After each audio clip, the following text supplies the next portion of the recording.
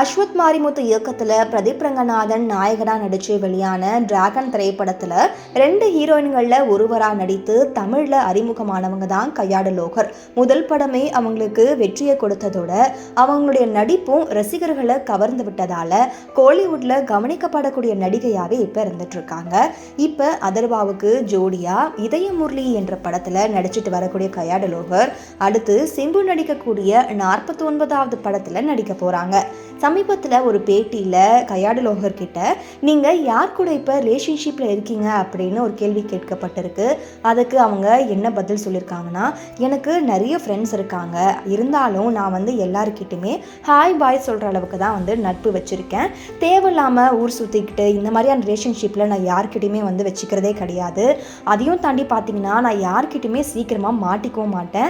இன்றைக்கி ஒரு ஆண் நண்பர் கூட சாதாரணமாக நட்பு வச்சுக்கிட்டாலே அதுக்கு பலதரப்பட்ட அர்த்தம் கண்டுபிடிச்சி வேற மாதிரி பேசுகிறாங்க. அதனால யாருக்கூடையும் எப்படிப்பட்ட ரிலேஷன்ஷிப்லையுமே நான் கிடையாது, நான் உண்டு, என் வேலை உண்டு, அப்படி மட்டும்தான் நான் இருக்கேன்னு கையாடு லோகர் பதில் சொல்லியிருக்காங்க.